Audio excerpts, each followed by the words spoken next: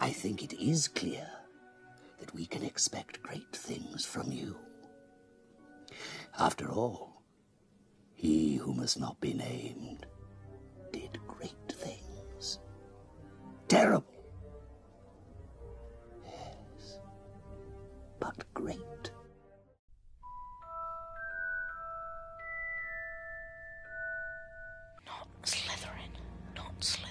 Not Slytherin, eh? You could be great, you know. It's all here in your head. And Slytherin will help you on the way to greatness.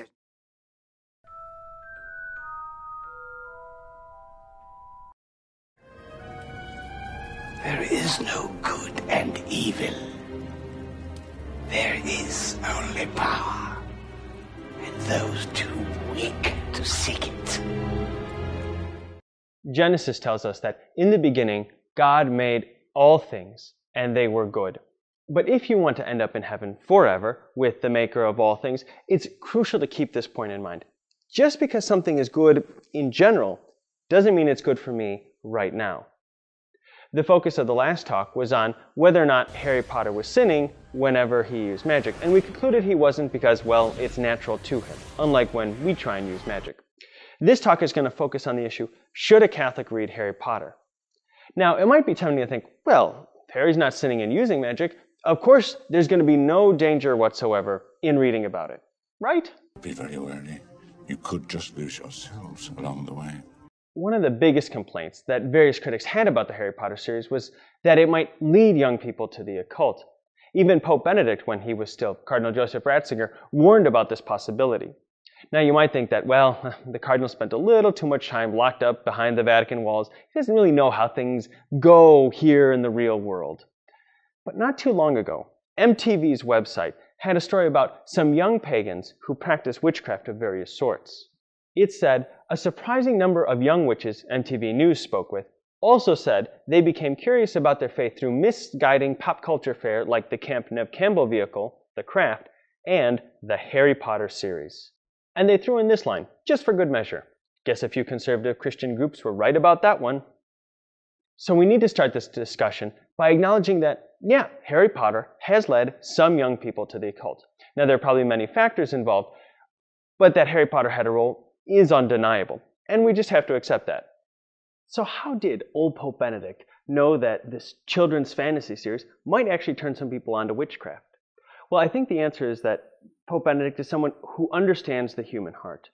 He wrote to one German critic of Harry Potter, "It is a good thing that you clarify the case of Harry Potter, since it contains some subtle seductions that work in depth and with great effect, and that corrupt young Christians in their souls even before they are fully formed." The use of the word subtle here is really important. Temptation is often least effective and sometimes even counterproductive for the one doing the temptation when it makes a big show about being evil. And Why suffer an horrific death when you can join me and live? Never! And it's most powerful when it appears to be most good. Would you like to see your mother and father again? Together. We can bring them back. To understand how exactly magic can tempt us, it's important to look and get a handle on this idea of pride. The temptation to pride is a temptation to excellence, and the Latin word for pride, superbia, looks a lot like superb. St. Thomas Aquinas said that pride is aiming higher than one ought. That might seem impossible at first. I mean, aren't we supposed to try to be the very best we can be? Well, sure, but pride is not about perfecting ourselves. Pride is about rejecting who and what we are and trying to be something we're not meant to be. In some of the Harry Potter characters, most especially Lord Voldemort, we see how this pride corrupts and destroys someone from the inside out. The first ingredient of Voldemort's pride is his false idol, power. Power is what he relentlessly pursues, and he shares this love with his pupils. Voldemort doesn't ask, how much power should one person have? Are there good or bad ways of getting power? None of that stuff. Voldemort decides what he wants to be, instead of trying to figure out how to perfect what God has already made him. In the very first book of the Bible, Genesis, God tells Adam and Eve that they're in charge of the Garden of Eden, and there's only one rule: no eating from the tree in the center of the garden. If you eat it, you'll die. So along comes the serpent who tells Eve two things. One, you certainly will not die. And two, God knows that the moment you eat of it, your eyes will be opened, and you shall be like gods, who know what is good and what is evil. Gee, I wonder what happens next. The woman saw that the tree was good for food, pleasing to the eyes, and desirable for gaining wisdom. And the rest, as they say, is history. Now, Voldemort, like Adam and Eve, made the decision to pursue power that he had no right to. This basic act of pride leads us to a second and somewhat odd characteristic of pride. We come to hate the truth about ourselves. Voldemort's hatred and fear of death, the ultimate weakness, is bound up in this dynamic. Catholic author and blogger Mark Shea put it rather succinctly: death is the last impregnable fortress against our pride, the last reminder that sin cannot win, that our power is not eternal, that God is not mocked. The reason Voldemort hates death is that it reminds him of the truth that he is not God. And this hatred of the truth is really a hatred of himself and of the weakness that he knows, deep down, he possesses. J.K. Rowling said that Voldemort's name is derived from the French, which means flight from death. But if we go a little deeper, what he is really flying from is the truth about himself. This should all make a certain sort of sense. If you idolize something, like power over death, that isn't a part of who you are, then you're going to hate yourself for not having that. And this is in sharp contrast to Simeon in the Gospel of Luke. He's a very old, very humble, very holy man who is promised by God that he will not die until he has seen the Messiah.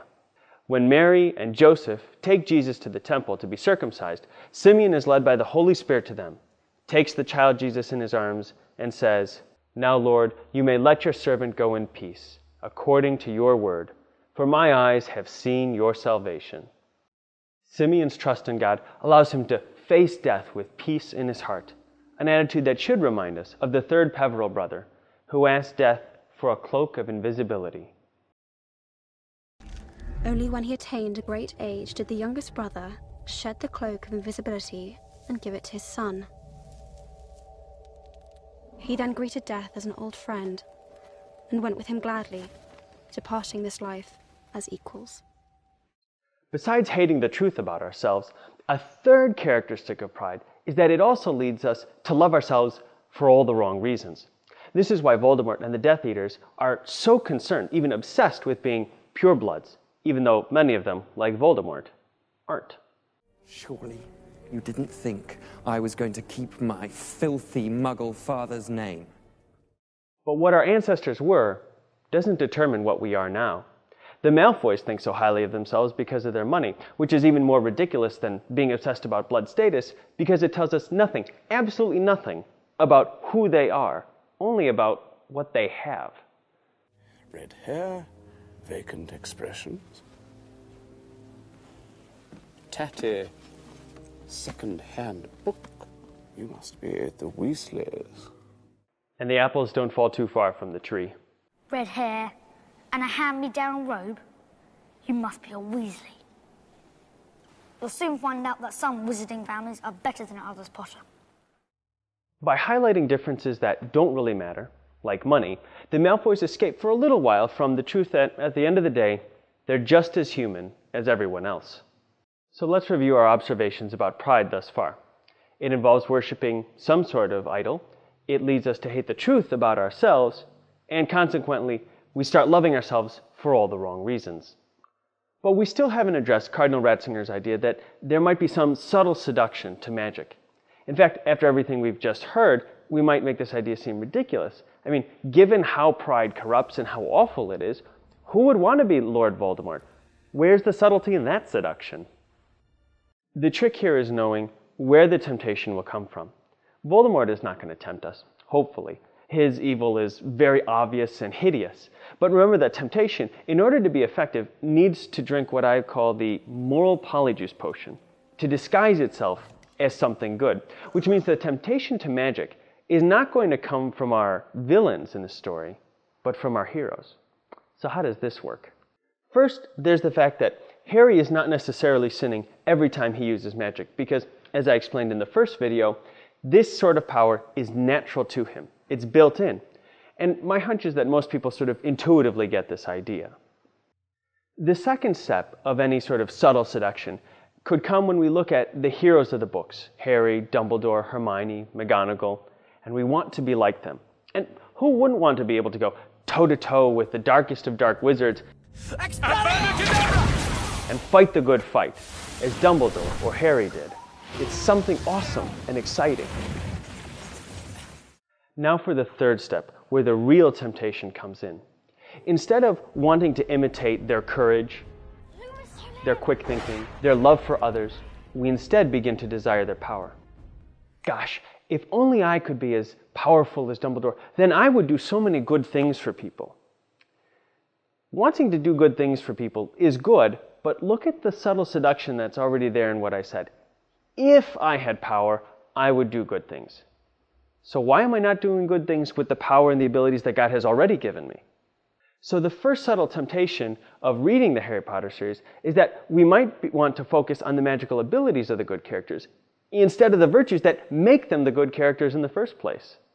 As I mentioned before, Voldemort nurtured this love for power, but at the same time, this resulted in a growing hatred of himself, a hatred that eventually resulted in a bad makeover and even a rejection of his given name.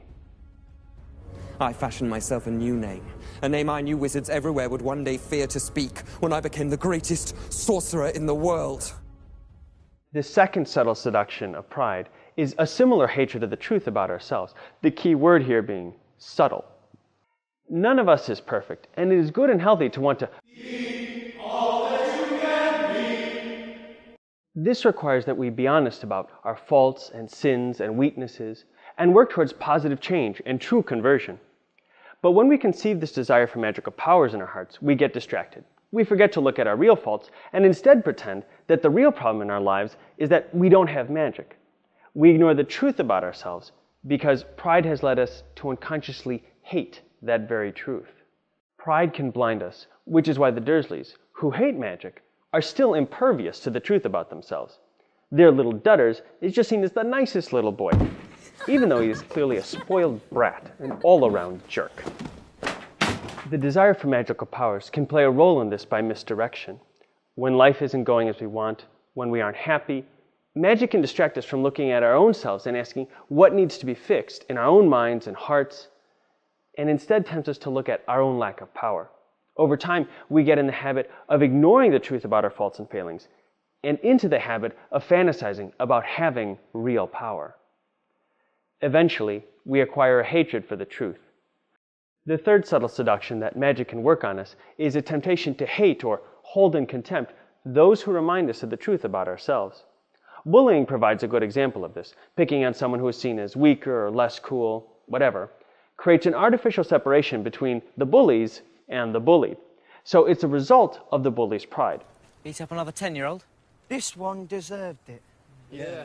For those who are hurt by bullying, pride can tempt them to dabble in magic for two reasons. First, because then they can curse their enemies and use this sort of newfound power.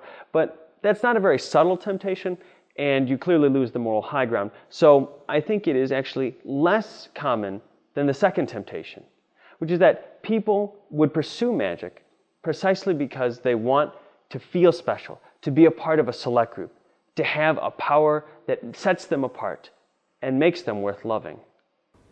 Associating with muggles. And I thought your family could sink no lower. I think this is what many critics mean when they call the Harry Potter series Gnostic. Gnosticism was a heresy that developed in the 2nd century after Christ and was made up of numerous groups with widely ranging ideas, but they're all put together, though, because they all thought salvation came through knowing various secrets or mysteries of the universe, and not because they did things like, obey the commandments, or love the Lord your God with all your heart, or take up your cross daily. You know, the stuff that Jesus actually asked for. Gnosticism appeals to our pride by offering us admission to an elite circle, those who really know what's going on. And magic can work in precisely the same way. Now, as one of my Dominican brothers likes to say, don't hear what I'm not saying. I'm not saying that the Harry Potter series actively encourages us to use magic. I'm not saying it was written to tempt us. However, that's the tricky thing about evil, is that it takes something which can be good in itself, and it twists it to its own purposes. So Harry's world is a lot like our own world, even if it is different. And we are fallen people who are tempted to pride, and so caution is needed.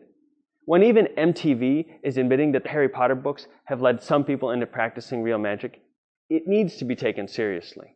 Another inconvenient truth is that temptation is everywhere, and we need to be prepared to deal with it, not always run from it, because that's simply not possible.